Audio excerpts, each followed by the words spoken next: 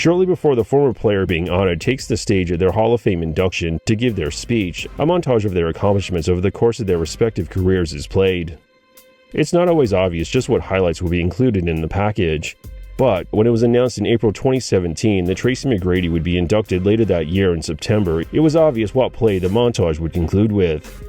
Given that his career spanned 16 seasons, from between 1997 and 2013, there were plenty of highlights to choose from, ranging from vicious poster dunks, great moves, and crushing game winners. 6 seconds, down to 5, down to 4, McGrady for the win! Yes! But while there was always plenty of amazing plays and moments for McGrady's career to choose from, there was one sequence that was always going to be included because of how unlikely and incredible it was.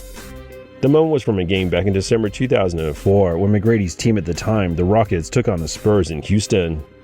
At the time, the Spurs were one of the best defensive teams in the league, and throughout the game, the defense had led McGrady to struggle, so much so that by the end of the third quarter, he'd only made 6 out of his 19 field goal attempts. With 40 seconds to go in the contest, the game looked all but over, with the Spurs up 8, 76-68. And with McGrady struggling all game, Rockets fans began to leave. Then, McGrady scored 13 points in 33 seconds, including the clutch three-pointer to give the Rockets the victory 81-80. Here comes McGrady, no timeouts remaining. McGrady for the win! Yeah! Ultimately, despite his struggles throughout most of the game, McGrady finished with 33 points, 8 rebounds, 5 steals, and 2 assists in 43 minutes of play in one of the greatest comebacks in NBA history. It was also one of the greatest personal performances of all time. But there was a chance that it could have gone largely overlooked, because as impressive as it was, had the Rockets not won the game, then McGrady's incredible personal performance would have been commented on at the time as an interesting piece of basketball trivia before being forgotten by most basketball fans. Like what happened to Rodney Rogers and one of the greatest personal encore performances in NBA history that only a relatively small amount of basketball fans actually remember. After attending Wake Forest University, representing the Demon Deacons from between 1990 and 1993, Rogers was selected with the 9th pick of the 1993 draft by the Nuggets. In the end, Rogers would only spend a couple of seasons in Denver before he was traded to the Clippers in June 1995. He remained in Los Angeles up until August 1999 when he left in free agency, signing with the Suns. Rogers performed well in Phoenix, but the team still struggled. So, with the upcoming 2002 draft and the potential chance to draft future Hall of Famer Yao Ming, Phoenix went into a rebuild and traded Rogers to the Celtics in February that year. Ultimately, the transaction worked out well for both the Suns and Rogers.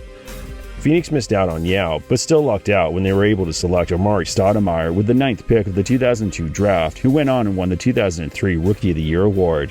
Marbury off the dribble. Stoudemire and one. As for Rogers, he played out the remainder of the 01-02 season in Boston before signing as a free agent with the New Jersey Nets. Rogers served predominantly as a reserve throughout the Nets 02-03 campaign before playing a major role during the postseason. The Nets matched up against the Bucks in the first round of the 2003 playoffs. And for Game 3 of the series, with the teams tied at 1 game each, Rogers clinched the victory and swung the series in New Jersey's favor in dramatic fashion.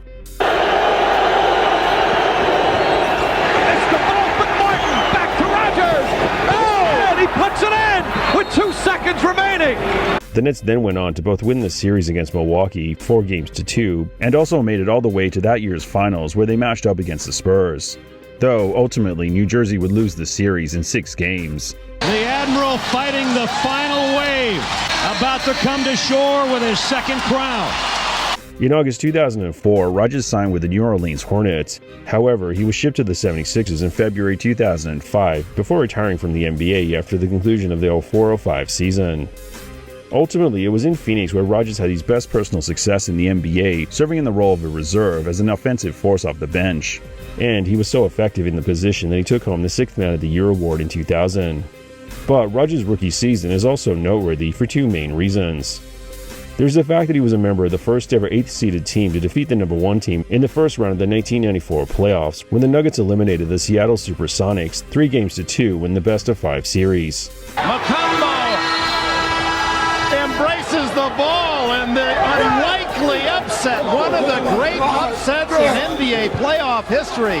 The 8th seed have beaten the team with the best record in the NBA, the Seattle Supersonics. Unfortunately, Denver's luck ran out in the second round when they themselves were eliminated by the Jazz 4-3 after almost coming back from a 3-0 deficit. Utah has won this semifinal series, and Karl Malone the hero. The other big reason why Rogers' rookie season is noteworthy is because of the game on the 8th of February 1994 between the Nuggets and the Jazz. All out, Rogers played 22 minutes, scoring 23 points, shooting with 100% accuracy from three-point range, with 4 of 4 from deep. What's even more impressive is the fact that the last 3 of those shots from behind the arc were part of one of the greatest individual performances in NBA history when he scored 9 points in 9 seconds in the dying moments of the game. With just 33 seconds left in the contest, the Nuggets were trailing by 8, 86-94.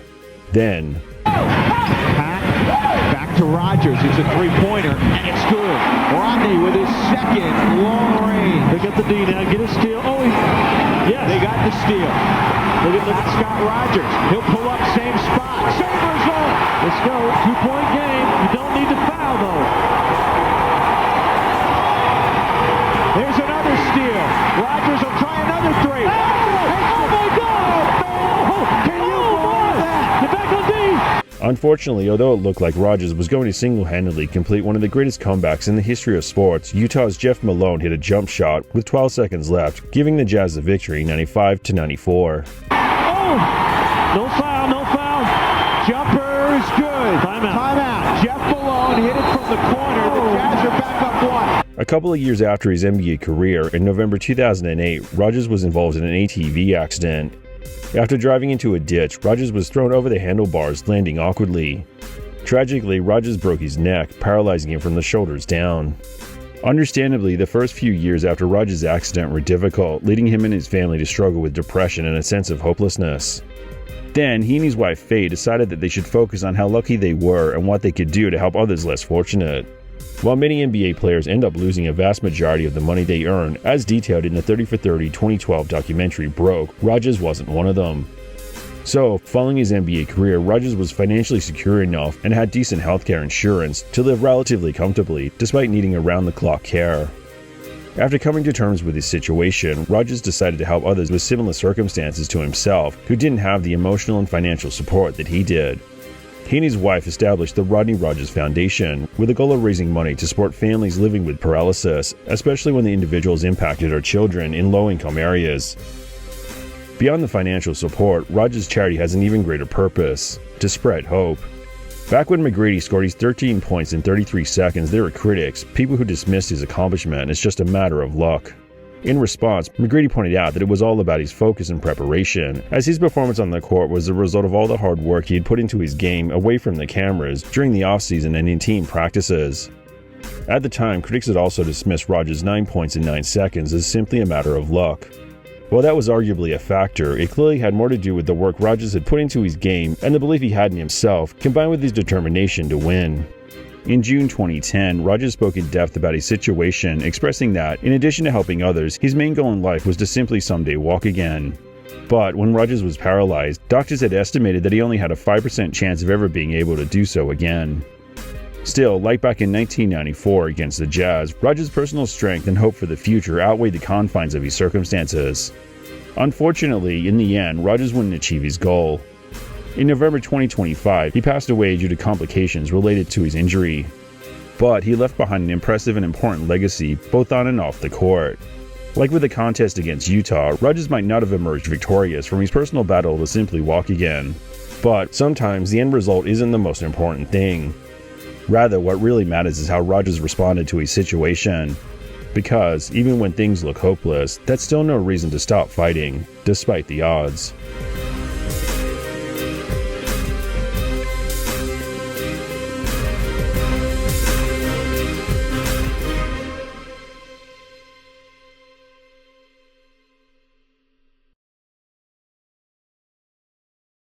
You know, it is what it is. We just gotta, stay strong and just keep fighting and fighting.